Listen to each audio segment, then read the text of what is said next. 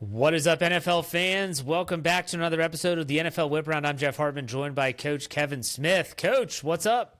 What's up, Jeff? How are you? Welcome to another episode. How long have we been doing the Whip Around? I was thinking about that the other day. This is our third. This is our third season. This is our third season together. Yeah, so it's exciting. And I got to ask you, like, isn't this your first year without teaching? Yeah, my first year without teaching. I retired in January, so when they all go back to school, They're not back yet. No, not till after Labor Day in New Jersey. So I'll wave to them and smile and shut the door. That's awesome. That's awesome. Yeah. But hey, we're not here to talk about teaching. We're here to talk about the National Football League. We are gearing up for Week 3 and the final week of the NFL preseason, and then you have that 2.5 week break before the regular season, which is absolutely brutal. But let's talk about the latest news. Yesterday, Monday, the Cleveland Browns made it official. Joe Flacco is the quarterback one. Now, I'll be honest. When I saw this news, my first inclination was Kenny Pickett's getting cut because Dylan Gabriel had a good showing. Shedeur Sanders had a good showing. You want those guys on your roster. And if Joe Flacco is starting, what are you going to do? Now there's reports of, like, even ESPN's Adam Schefter said they're prepared to roll with 4 quarterbacks on their roster this year, which I think that's coaching malpractice. But, Coach, what did you think when Joe Flacco was named quarterback and also the quarterback conundrum there in Cleveland? I think the Flacco elevation to QB1, whatever you want to call it, it was a formality. I mean, it felt like that was the plan all along. Because in honesty, how could you properly evaluate any of the others? Pickett missed the whole preseason with an injury. Gabriel played a half. Sanders played a half. Neither one of those guys are ready to be the starter. And I wouldn't be shocked if they kept 4 because Kenny Pickett, believe it or not, has got a winning record as a starting quarterback in the NFL.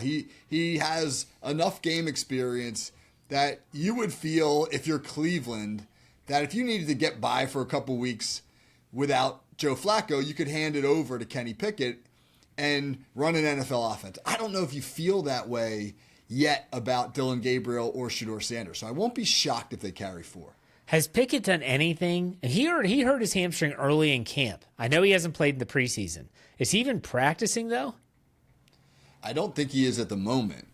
Goodness gracious. And given the fact that Cleveland had to figure out how to divvy up reps among 4 quarterbacks, I don't know how many actual reps they've even been able to get him to evaluate him properly. So it's a real dilemma because, again, Flacco's 41 years old.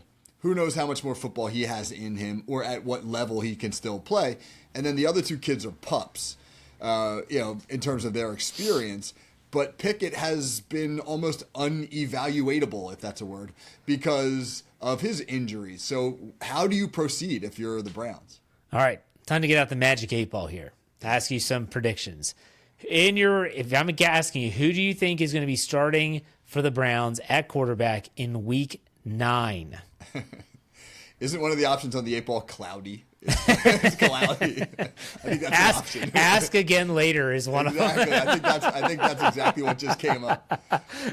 I don't know. How do you know? I mean, I think in a perfect world for Cleveland, they would like to see Joe Flacco play good football for them for most of this season because it really is a developmental year for both of those rookies. I think the last thing that they want is to have to throw one of those rookies into the lineup too soon and then get the Sam Darnold effect where they actually regress because they're overwhelmed.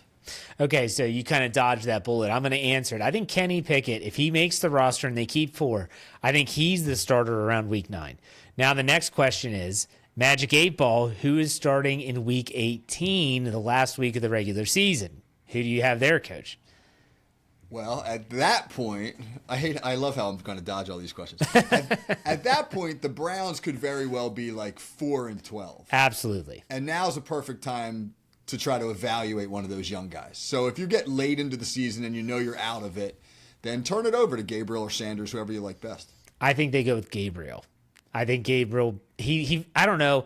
It's such a small sample size, and it's just the preseason, but he just has a different feel. Like, I watched some of the snaps that he took. Maybe you disagree. Shedeur has had a great performance in his lone preseason outing. But Dylan Gabriel looked and felt different. Do you agree or disagree? Or am I off my rocker? No, I agree 100%. Dylan Gabriel did things like recognize the blitz and find his hot receiver, or get to a second receiver in his progression. Shedeur Sanders didn't do that stuff. Shedeur Sanders threw some good passes, and he was able to get the ball out of his hands quickly. But man, the game plan was really elemental. And I think Gabriel played the quarterback position at a little higher level, albeit with some major mistakes that he'll have to eliminate going forward. All right, let's keep with the latest news around the league, and let's talk. As of this being recorded, Trey Hendrickson now supposedly, contract talks have hit a wall. And they've hit the walls enough that now the Bengals are entertaining potential trade requests for Trey Hendrickson, which I find absolutely comical. But still, what are your thoughts on this? Like, what teams would benefit most from trading him? But let's first, before we talk about trade potential partners, let's talk about what do you think about these contract talks just completely stopping and they get to this point? I don't understand it. I don't either, especially when you look at how Cincinnati's done business. They paid Joe Burrow top of the market. Yep. Right? Almost $60 million. They paid Jamar Chase top of the market. Highest paid wide receiver in the NFL. They paid T. Higgins, as close as you can get to top of the market for wide receiver too. Trey Hendrickson, maybe he doesn't deserve top of the market money. That's $40 million. That's what Myles Garrett and T.J. Watt are getting in that neighborhood. But he's right below. Max Crosby got $33 million a year. Hendrickson should be in that neighborhood somewhere. Hendrickson's playing on a deal that's going to pay him half that.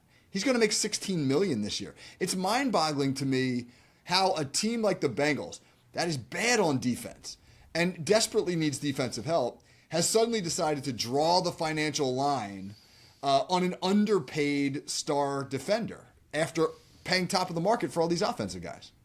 The Steelers absolutely screwed this, and I love it. They did it. They get the T.J. Watt contract completely threw a wrench in this because they were able to point to T.J. Watt and say, well, let's look at what he's getting, look at his value, and then the Steelers give him $108 million guaranteed.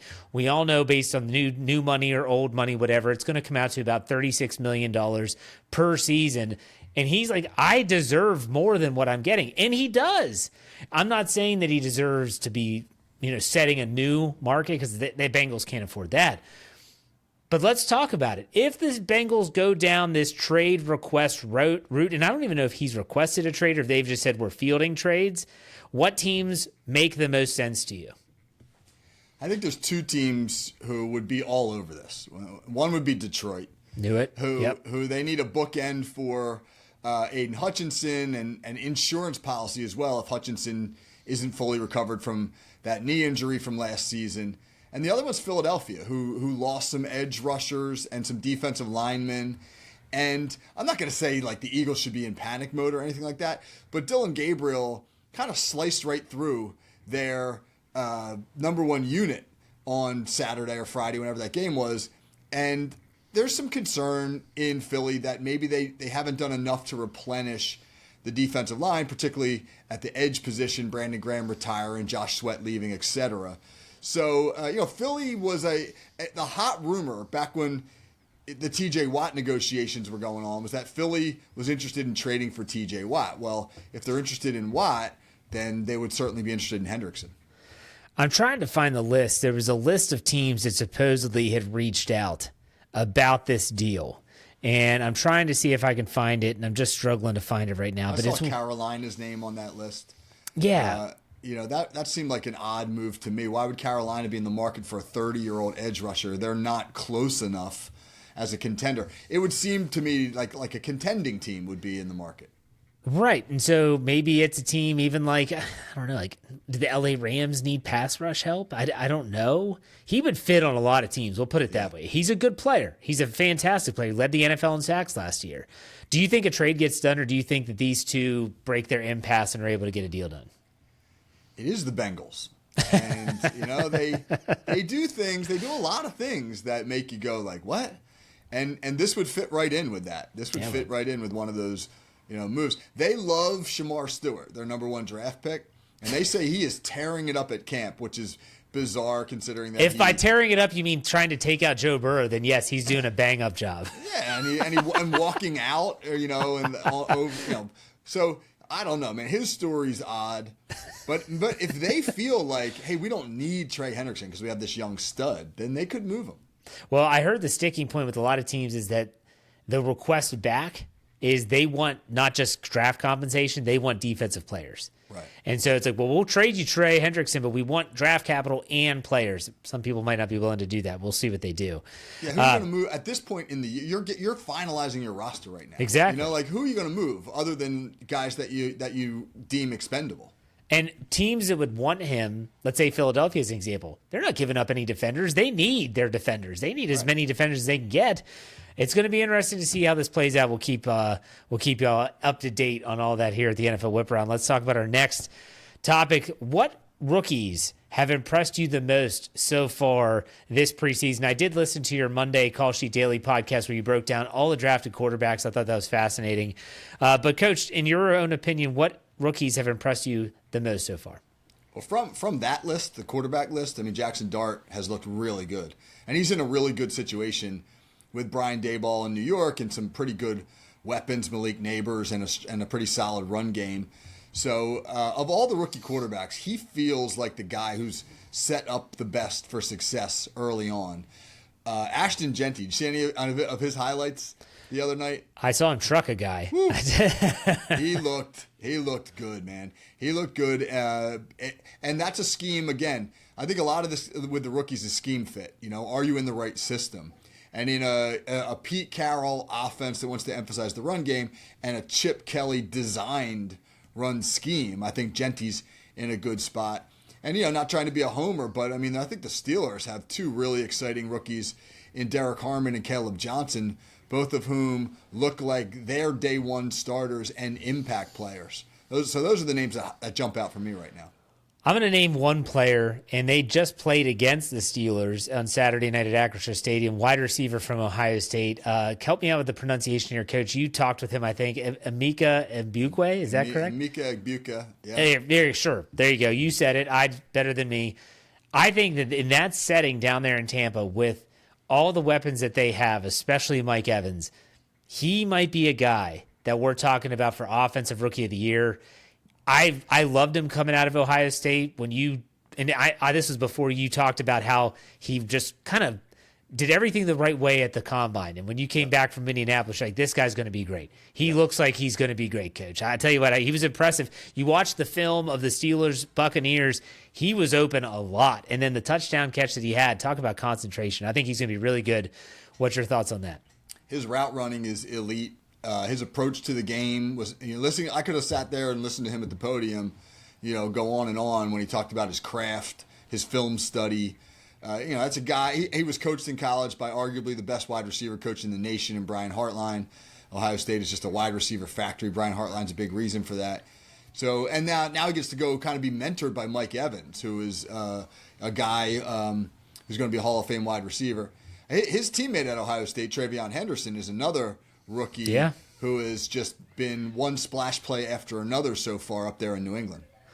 All right, so let's go to the next topic, and this is dicey because it's a stance on playing starters in the final preseason game. So we're getting ready for week 3. Week 3 is changed so much since they went from 4 games to 3. Week 3 used to be when you would play all of your starters. That was the final dress rehearsal. That was when you had a 4th game, which was where you just had those bubble players, fringe players trying to make the team. Coach, what's your stance on playing starters in this last preseason game? I would like to see most teams play their starters for a couple of series because you mentioned it at the beginning of the show. There is a almost 2.5 week layoff between this preseason game and week 1. Some of these guys haven't played at all. And maybe you could argue well, if they haven't played at all, then what's a couple series going to do for them when there's another 2.5 week break? But I do feel like you need a few game reps to get yourself ready before real action because the joint practices get shut down after this week anyway. And now it's just all, you're practicing against yourselves. I don't like the idea of not playing your starters at all in the preseason. And because many teams haven't played them yet, it just feels like it's now or never. All right, you're talking to the Steeler fans out there because they have not played their starters yet at all. What would you say is the ultimate risk of not playing your starters at all in the preseason? Well, just the lack of game speed, the lack of operation. I think an underrated element of a team's execution is the basic stuff: getting players subbed on and off the field, communicating through the headsets, getting guys lined up properly. You can do that all you want in practice when you're simulating somebody else's offense, but when you're actually seeing that offense and having to do it as they're maybe trading or shifting or doing some things that you didn't anticipate, these unknowns, working out those kinks, I think, is really important, because what happens if you get to week 1 and you're not prepared? You get false starts on offense. You burn timeouts that wind up being costly ones on defense. You miscommunicate with your wide receiver, and you throw the ball to an area where he's not, and it turns into an interception. That kind of stuff is really common early in the year. And I don't know if a couple of series in the last preseason game solves those problems, but I don't think it hurts. And yes, there's an injury risk. And yes, if you lose your starting quarterback in the third preseason game, everybody's going to pile on. But at what point, I keep coming back to one of the things that Kevin Stefanski told me, which is the only way that you can get ready to play real football is to play real football. And that does carry with it some inherent risk. But I will say this, you talk about, yes, injury risk is a part of it. There's, in my opinion, and I'm a health and fitness guy, and I've been a coach and done a lot of training with teams, there is an injury risk for people that don't physically prepare their body for the rigors of that activity, whatever activity it is. And there's times you might say, okay, let's talk about TJ Watt. Okay, TJ Watt, he's not going to play a snap in the preseason. No one should expect him to play. But then you're going to say, TJ, I want you to do these drills as 100%. And he's going to do 100%, but it's not going to be the same as when he's on the field, the adrenaline's pumping, and he's trying to get around the offensive tackle, tight end, et cetera, in front of him. And then guess what? In week 1, you go out there and now you're playing almost 100% of the snaps and you're giving your body everything that it has. And guess what? That's when all of a sudden you have those soft tissue injuries. And we saw that as Steeler fans on Saturday night when Nick Herbig, who didn't play in week 1, he goes out there and what happens? Hamstring. And so I think that there's not just a physical X's and O's component, which I agree with everything you said, Coach. You want to avoid those pre-snap penalties, those mental mistakes, those mental lapses. The cohesion is important. I'm going to say that for injury prevention, playing your starters, at least some, to get them some game reps, I think that's important too. I don't know what you think. No, I agree. You know what I remember so fondly? Well, that's totally the wrong word. Vividly, not fondly, vividly about training camp in college. Okay. Is about 3 or 4 days in, when you would wake up in the morning and you take your first couple of steps, it felt like somebody was jabbing little knives into your calves. Yep. And you had spent all summer training, running and lifting and doing all this stuff, but there was no way to simulate what it was like over and over again to have to take on a block and just the digging of your feet into the ground, or having to, when you're covering a receiver, cut on a dime and react to him. You're in a back pedal. Now you have to put your foot in the ground and drive and then get your feet in the ground to make a tackle. That is a different type of movement than anything that you can train for. So real football trains you for real football. And yes, I agree. I think that there is some value in doing it in the preseason, maybe to prevent some injury early in the regular season. I also think that when you talk about week 3, and let me ask you this. If you were an NFL coach, you have 3 preseason games. Would you change based on the week how much you play your starters? So again, go back to when we had 4 games. Week 3 was when they played almost, the starters played at least a quarter, almost a half, and then they didn't play in week 4. Would you have some type of plan in place for each week, or would it kind of be pretty standard across all 3 games? No, I would absolutely have a plan in place. I don't think the starters need to play in the opener. The opener's a full month before the first game of the regular season. True. But again, you didn't always have this bye week in between the last regular season game and the first game of the regular season. When you had 4 preseason games, the last preseason game preceded the first regular season game, and that's why they shut everybody down. So, you still have this 2-week window. If you play them a little bit in the third game, you still have this 2-week window before the opener. I would probably not play them in the first game, play them a little bit maybe in the second, but I would give them a decent amount of time, a quarter or so in the third game. It is interesting to see which team is doing what. Obviously, we talked about the Cincinnati Bengals playing their starters a quarter in the opener. The Kansas City Chiefs are playing their starters in week 3. As of this being recorded, Mike Tomlin has not said who's going to play or if anyone will play in week 3 when they go to Carolina on Thursday night. It'll be something to track. And it'll be also something to track as the early weeks of the regular season begin. Is there a correlation between teams that did or didn't? That might be something I'm going to have to keep in the old notebook. We'll see. All right, let's finish this up with a little stock report, Coach. I want to ask you if there's any teams that so far throughout 2 weeks of the preseason, you could say with relative confidence their stock is either trending up or trending down. Well, I don't. It's been a rough preseason for Buffalo. They've looked bad. They just got absolutely waxed the other night by who just wiped out Buffalo, shut them out. I just lost it. I'll look it up. You know, you got the Hard Knocks thing going on there. Is that a distraction? It feels like the Bills are off to a slow start. Now, hey man, the Bills are pretty darn good.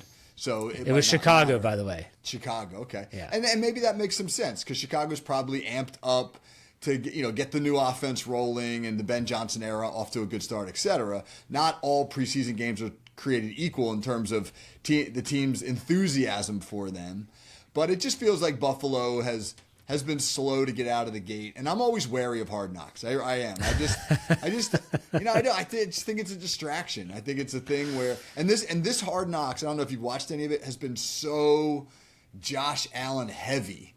It's almost like the deification of Josh Allen that it just feels like a little too much to me. I get it. I'm going to stick with New York in both teams in different directions. I think the Giants stock is going up right now. I think Giants fans have to be really excited, even with Russell Wilson throwing some deep passes, completing those passes. I heard you say this on one of your podcasts that the Giants have kind of put together a really unique team. Like they have a pretty good defense, and can the offense just do enough? And then with Jackson Dart, he's looking the part, and I don't think there's any way he's going to start the season. But I think everyone sees the writing on the wall that eventually this guy's the guy. I think the stock's going up for the New York Giants. It might not equate to a playoff or even a winning record, but it might keep Brian Daboll's job.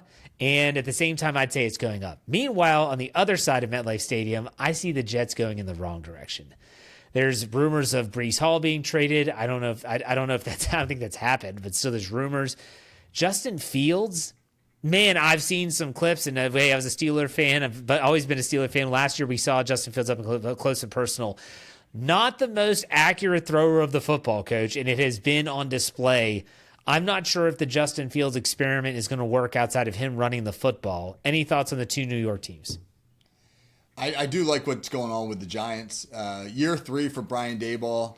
A lot of times that's the year where you really put it together. You know, he had that good first year and then a bad second season. And they've got some interesting young pieces. The Jets are just one of those cursed franchises. Yeah, it just feels like no matter who you bring in, you can change the faces and change the names, but if you don't change the label on the helmet, it's gonna still be an issue. I don't know. I don't think Justin Fields is the long-term solution there. That they gave him a 2-year, $40 million contract, so they're not tied to him for forever. Right. And you wouldn't want to eat that contract, but it's not like eating Deshaun Watson's contract. Oh gosh. So we'll see. The problem for the Jets, too, is there's no backup. There's no plan B. So if it's not Justin Fields, then you're in this whole starting all over again scenario. We'll see about those two teams. I think that there's that there's a little concern about the Miami Dolphins as well. It just feels like a train wreck down there, Coach. It feels like a train wreck. It feels like Mike McDaniel got off to that hot start his first year down there with all the bells and whistles and the cool motions and the behind the back shovel passes or no look shovel passes and all that kind of stuff. And then the league caught up. And what's next? And so far, what's next has been a wreck. Yeah. Well, it's like what Pez says. You can't trust a guy that wears capris on the sideline. You just can't trust him. That's a fair point. What about the Minnesota Vikings and J.J. McCarthy? Where's that stock going? And I'll throw Caleb Williams in next and the Bears, who just hung 38 on the Bills. But still, what about those two quarterbacks in the NFC North that we've talked about a lot?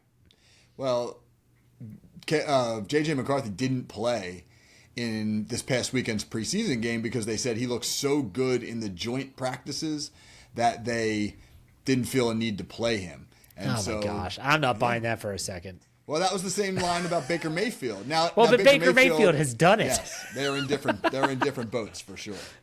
Okay. What about Caleb Williams? I mean, he had a good game over the weekend, and there were reports all summer that he was really struggling with that offense. So I'm sure Bears fans are enthused by that. The Ben Johnson offense is pretty intricate, and unconventional, and he sees the game through a different lens than a lot of offensive coordinators. Caleb Williams is a little bit of a different guy. Yes. And who knows, man? Maybe those two guys and their approaches will mesh. I feel like that's either going to be fantastic or a train wreck. I don't think there's any in between there. We'll be watching either way because even train wrecks, you got to watch. So let's finish this up with the player profile. Matthew Stafford of the LA Rams returned to practice. We were talking before we hit record. Man, his back injury does not sound good.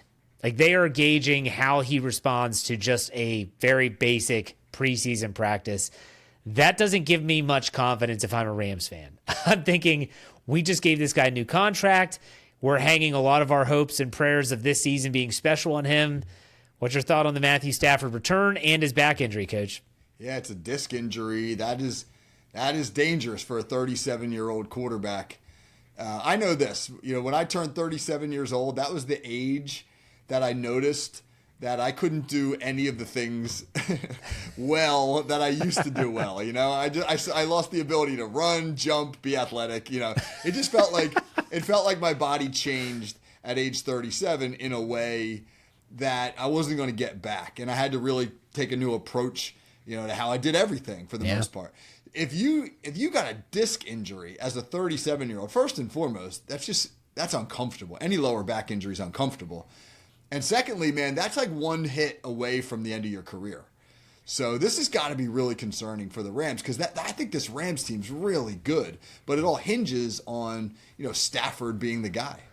Yeah, I mean, he's got the weapons. He's got a good arsenal, but man, you don't Very want good defense. You don't want the backup quarterback. What is Stetson Bennett? Bennett, yes.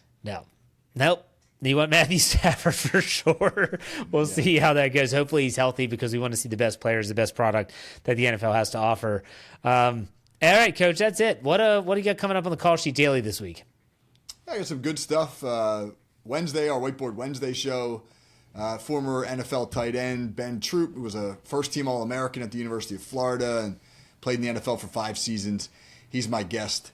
He's very entertaining, man. I really encourage you to tune in for that one. We're talking about the evolution of the tight end position in the NFL. But he tells some great stories about his time at Florida under Steve Spurrier and Ron Zook, and just how the tight end has become really the sort of Swiss Army knife of modern offenses. It's a good conversation. All right, we'll check it out. Make sure you do that wherever you get your podcast by searching the Call Sheet Daily. Coach, thanks for your time. As always, we'll talk next week on another NFL Whip Around. Take it easy.